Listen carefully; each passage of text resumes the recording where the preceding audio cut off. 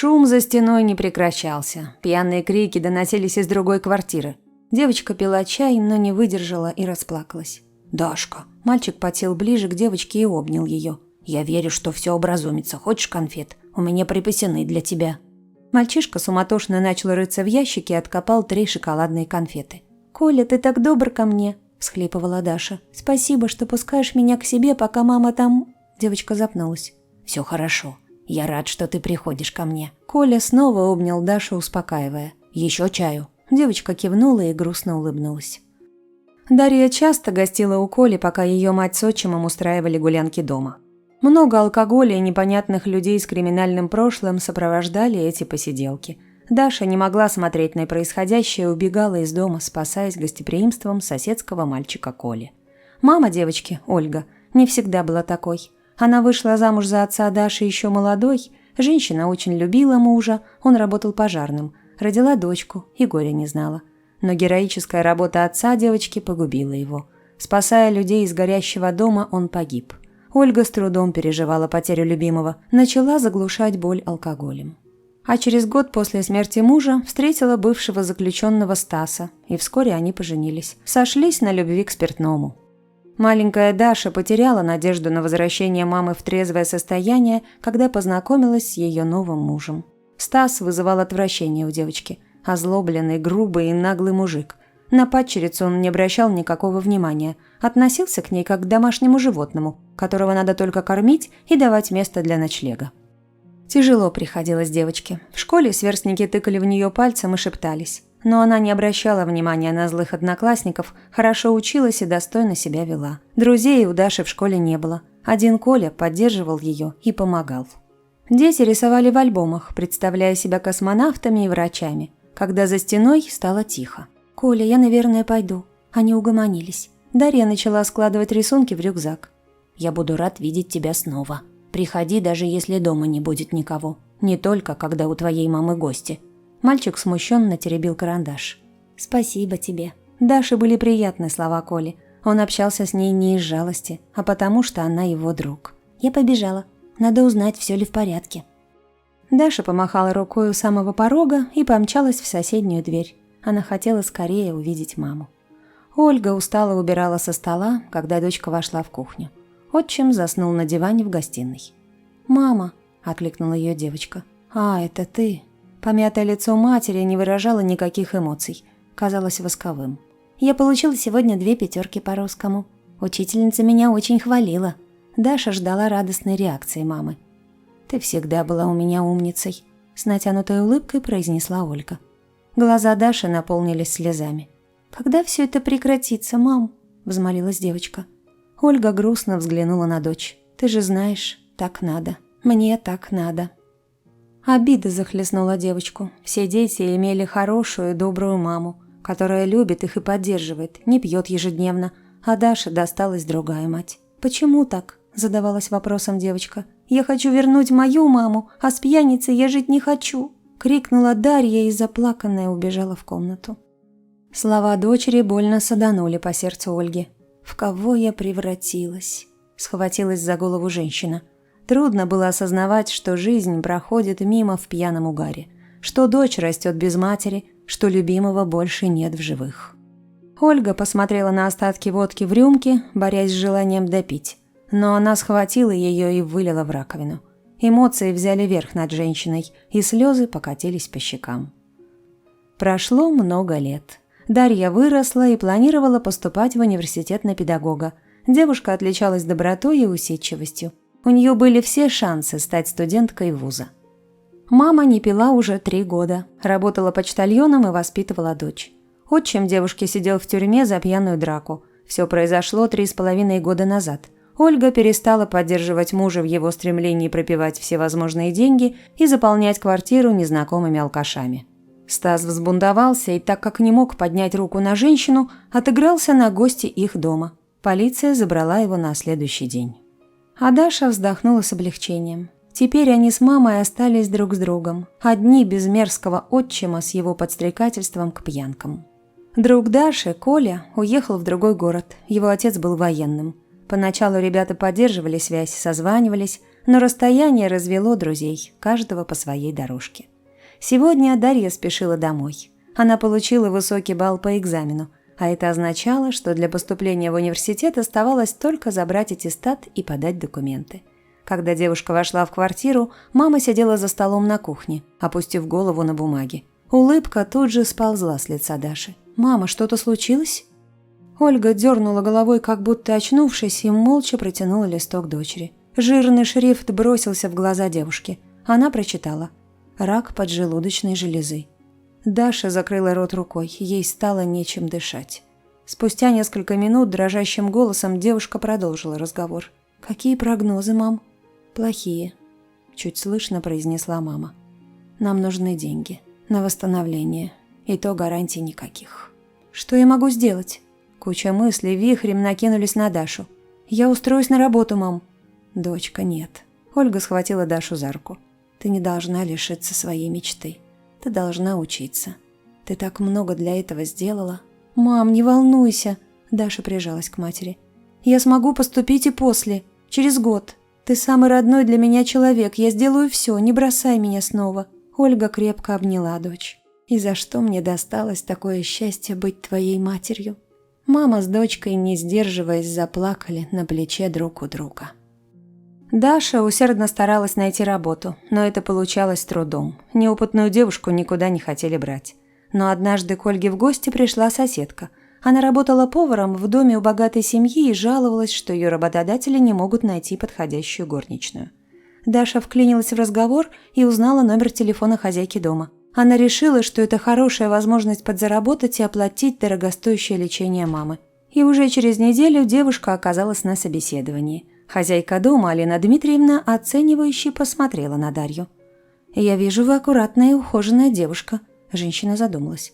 «А опыт у вас есть?» Даша уже устала от однотипных вопросов работодателей, но уняла свое раздражение и продолжила отвечать на вопросы. Спустя полчаса собеседование было окончено фразой: «Мы вам позвоним». Голос хозяйки дома звучал разочарованно для Даши. В гостиную вошел молодой человек. Его взгляд тут же упал на симпатичную девушку в сером платье. «Добрый день, мама». Парень поцеловал Алину Дмитриевну. «Проводишь собеседование?» «Ты догадлив, Сережа. Эта девочка желает устроиться к нам в дом горничной». Даша учтиво кивнула сыну хозяйки. Парень улыбнулся и сказал: «Ну что тут выбирать, мама? Милая девушка, видно, что скромная и трудолюбивая. Но я еще хочу посмотреть несколько кандидатур и сделать свой выбор». Алина Дмитриевна была настроена очень серьезно. Даша поняла, что она, скорее всего, не подходит, и уже собиралась уходить. «Можно тебя на пару слов?» – обратился Сергей к матери. Алина Дмитриевна посмотрела на девушку и махнула рукой в сторону двери. Даша послушно вышла из комнаты. Девушка уже надевала пальто, когда в коридоре появился Сергей. «Куда вы так спешите?» Лукавая улыбка рисовалась на лице молодого человека. «Я думала, я не устроила вашу маму», – стала запинаться Даша. «Вы приняты на работу». Сергей галантно снял пальто девушки с ее плеч. «Я договорился с мамой. Я взял обязанность ознакомить вас с нашим домом и его обитателями». Парень подмигнул Дарье и протянул ей руку. Радостная от полученной новости и смущенная от внимания молодого парня, Даша робко вложила ладонь в руку Сергея и двинулась вместе с ним изучать новое место работы. Сергей с первого дня знакомства с Дашей начал уделять ей знаки внимания. Девушке были лестные ухаживания, но она держалась в стороне. Ее цель была работа и спасение матери, а не отношения с богатым красавчиком.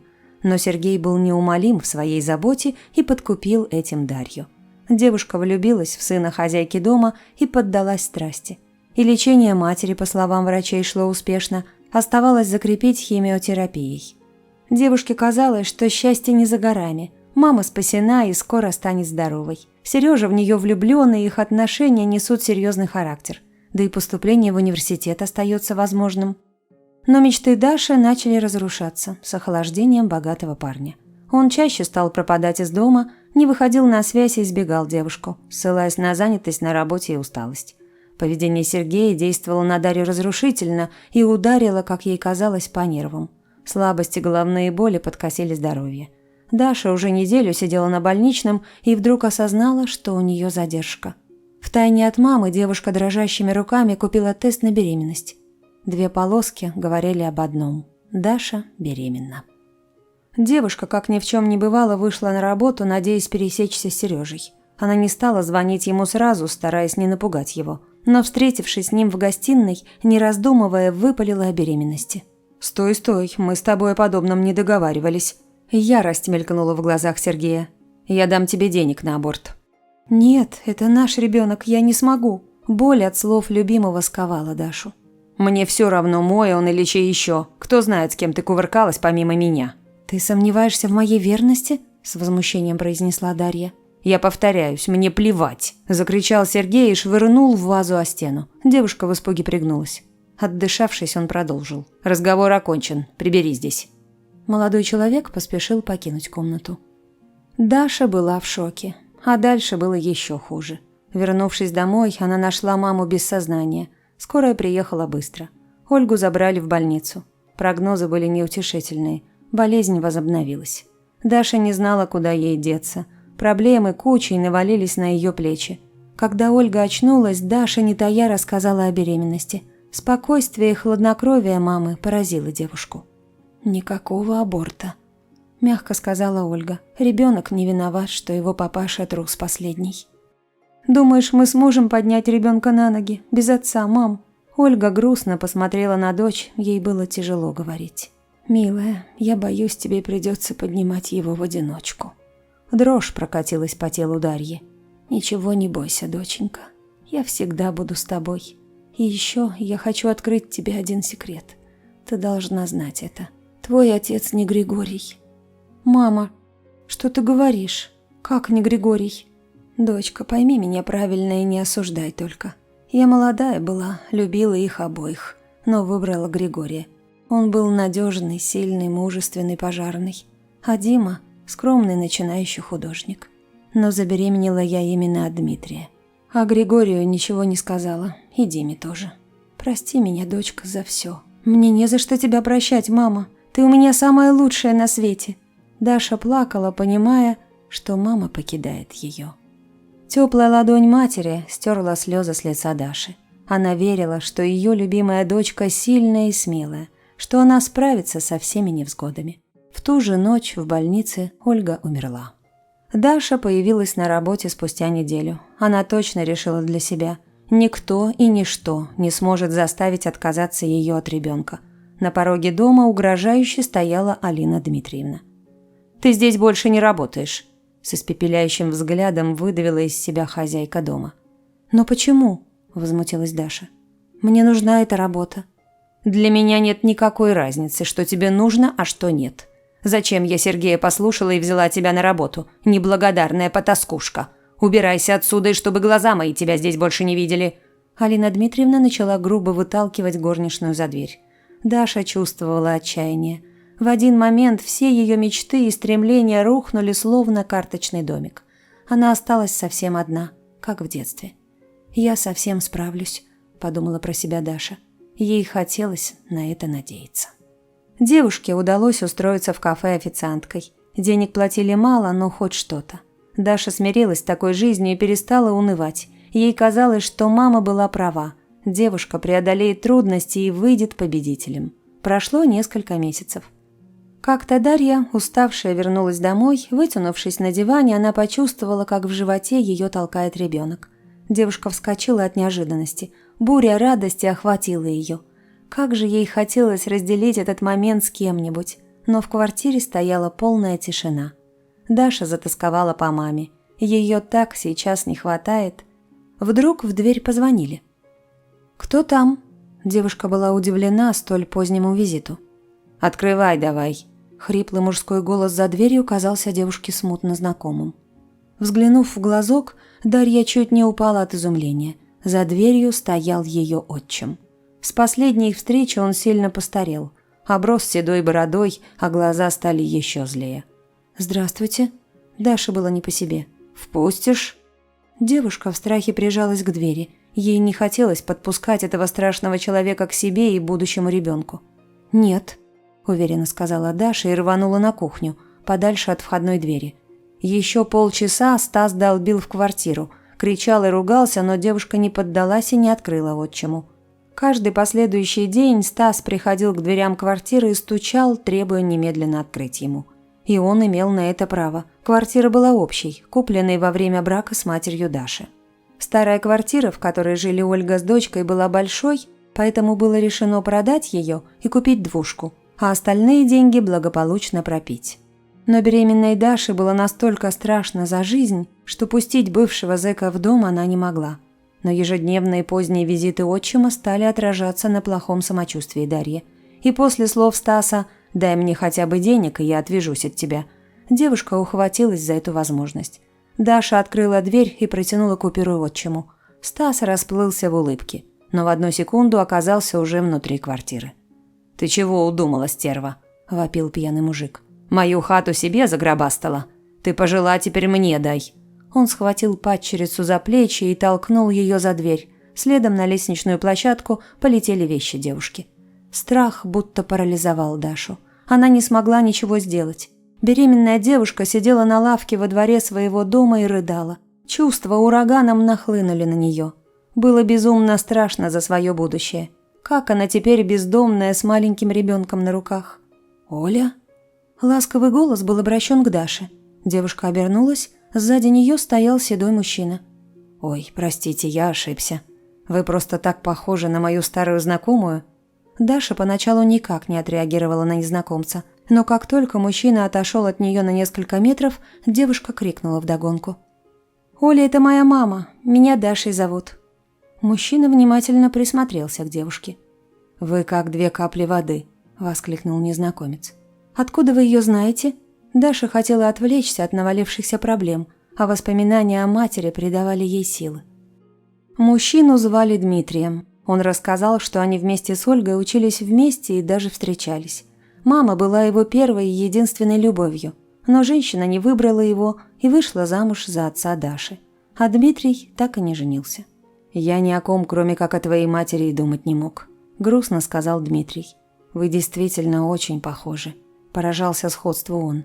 «Я художник и знаю, о чем говорю. Даша, лучше расскажи мне, что с тобой. На улице уже ночь, а ты сидишь тут, а не дома». Дарья поведала Дмитрию свою историю. Ей так хотелось с кем-нибудь поделиться, поговорить по душам, а новый знакомый вызвал в девушке доверие, понимание и ощущение родства. И в процессе разговора она вдруг вспомнила разговор с мамой и поняла, что перед ней стоит ее отец. В порыве эмоций она обняла Дмитрия и рассказала ему все, что ей поведала мама перед смертью. Мужчина был в шоке. Он не мог поверить, что так внезапно и неожиданно стал отцом. Они обнимались, плакали и смеялись. Две родственные души были рядом, и им было очень хорошо вместе. Девушка стала жить у Дмитрия. Даша ощущала отеческую заботу, которую уже успела позабыть за долгие годы. Через пару месяцев она родила здорового мальчика, Максима. Дмитрий был счастлив, потому что у него теперь появилась не только дочь, но и внук. Он их очень любил. Однажды, когда Даша отвела сына в ясли и отправилась на работу, Дмитрию стало плохо, и его увезли в больницу. Обеспокоенная его самочувствием, Дарья тут же рванула к нему. В голове была только одна мысль – я не могу его потерять. Девушка летела в палату к отцу. Резко завернув за угол, она врезалась в высокого мужчину в больничном халате. «Прошу прощения, я очень спешу». Девушка оправила подол платья и подняла глаза. Перед ней стоял ее старый друг Коля. Он не был похож на того худенького стеснительного мальчика. Перед ней стоял подтянутый и симпатичный мужчина. «Даша, как я рад встрече!» Николай бесцеремонно сковал девушку в объятия. «Ты так чудесно выглядишь!» «Я тоже очень рада, ты даже узнал меня?» – удивилась Даша. «Конечно узнал, тебя сложно забыть». «Коль, я сейчас очень спешу, мы можем встретиться позже?» «Конечно, давай сходим куда-нибудь завтра вечером, я приглашаю». «Я с удовольствием, Коль, вот мой номер, звони». Даша кокетливо улыбнулась и побежала в палату к отцу. Николай с детства был влюблен в Дашу и потому незамедлительно начал проявлять заинтересованность в девушке. И у молодых людей завязались отношения. Николая не смущал чужой ребенок, он был готов взять ответственность за возлюбленную и ее малыша. Спустя время пара поженилась. Квартира матери Даши скоро вернулась в ее полное владение. Отчим упился с компанией приятелей и наутро не проснулся. Случился инсульт. Дарья ни капли не жалела о том, что послушала мать и оставила малыша. Она действительно смогла совсем справиться и выйти из каждой ситуации сильнее, чем она была раньше. И жизнь ее вознаградила. Отеческой заботой Дмитрия, любовью Николая и чудесным сыночком Максимом.